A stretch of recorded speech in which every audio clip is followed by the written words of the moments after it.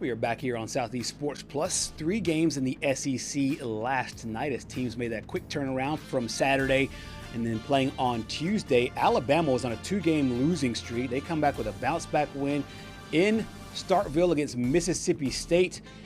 Josh Hubbard came into the game as one of the top players in the conference, but it's Alabama that gets the win 97-82.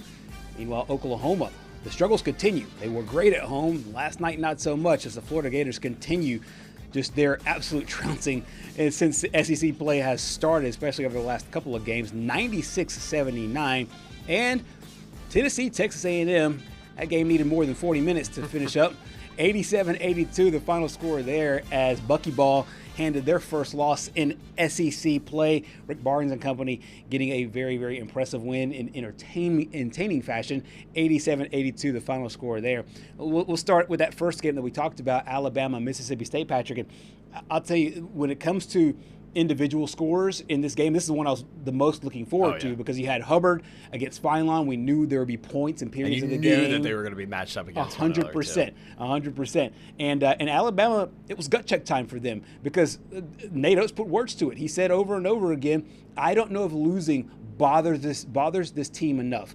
And I think if you're any player with any competitive spirit about you, you take those as we have to go out and not just show our coach, but show everybody else that we're the upper echelon, and they did. Yeah, and I think that their leader, Labaron Philon, probably took those words to heart, because as you know how I was telling you about this earlier. You know, in basketball sometimes, and it's ironic that I'm going to make this analogy, sometimes you got that heat check. Yep. And I was making my predictions yesterday, and I said that he was going to drop 30. I just said that on a whim. I was like, there's no way he actually drops 30. Well, he drops 32 in a career high. Drilled 3 from deep. He must have heard us talking about how he's 2 for his last 16 from three-point range. His 3 3-pointers, I believe that's probably right around where he's going to sit if he has a really nice night. But the one thing that surprises me the most is not only did he shut down Josh Hubbard, but we also talked yesterday about how Josh Hubbard kind of is that Carmelo Anthony type player. Well, he'll take a boatload of shots, correct, and then get his points that way. Labaron Philon took 14 shots and he had 32 points. Yeah. I mean, talk about an efficient night. Yes, that is huge. I mean, when we talked earlier about Labaron Philon, it was some injuries that were bothering him. He had full body cramps, and when they played against Vanderbilt. But we mentioned his 3-point numbers; they were terrible coming into this game. When starting the SEC, it was 2 of his last 16. So I'm right there with you. I think that number one, his body got right, and then secondly, he was able to lead his team. And I think it's more than just putting the ball in the basket. Right. I think a lot of it too was, telling his team, hey, we got to perform well on defense. The little things, we have to do all the little things right. That on top of the fact that he was able to score in bunches. But you're right, comparing him to Hubbard, his whole thing coming into this game was the fact that, yes, he can light it up. He'll fill up a stat sheet, but he'll take up a lot of shots. Right. He was 6 of 16 from the floor. Labaron Philon was 10 of 14. So 2 less shots, 9 more points. And I think that's the difference when you have your leader not having to, be the ball hog, so to speak, but still being able to get those points and get the win. Yeah, and I don't mean to make a comparison to, their in-state rival or anything, but I think this is also what Stephen Pearl's looking for out of Tahad Pettiford. That's right. And, I mean, Pettiford can score at will. It's just, is the defense there? And I think you could have almost said the same thing about Labaron Philon. I think last night showed Nate Oates that he can play on both sides of the ball and be that leader that he needs him to step up into.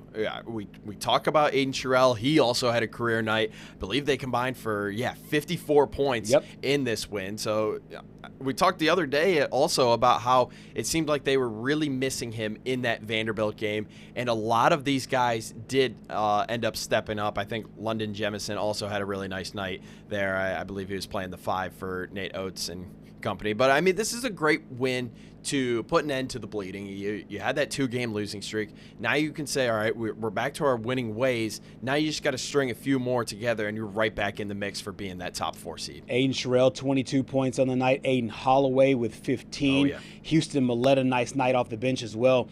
Coming up with 7 points in 22 minutes. There was 8 guys that played at least 16 minutes in the game, led by, as we talked about, Labaron Philon, who had 32 points in 33 minutes. A very, very efficient efficient night for him. Head coach Nate Oates spoke after the win in Starkville. Look, he played great. I thought he was super locked in on the defensive end and then just making the right plays. His turnovers were way down. He only had the one turnover.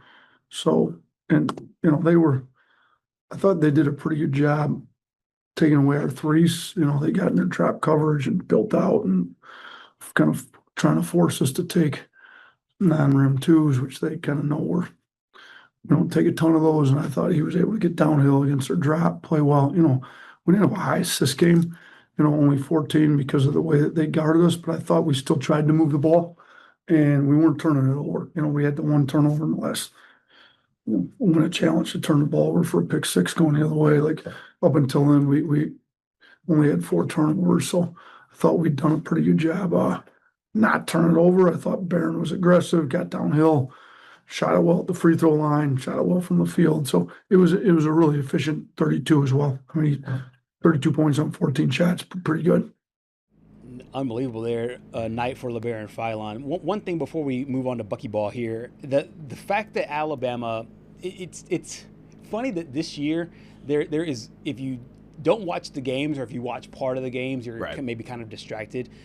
If you just take away the score and you just literally look at 2 stat lines, you could kind of guess if Bama's going to win or lose and how much by.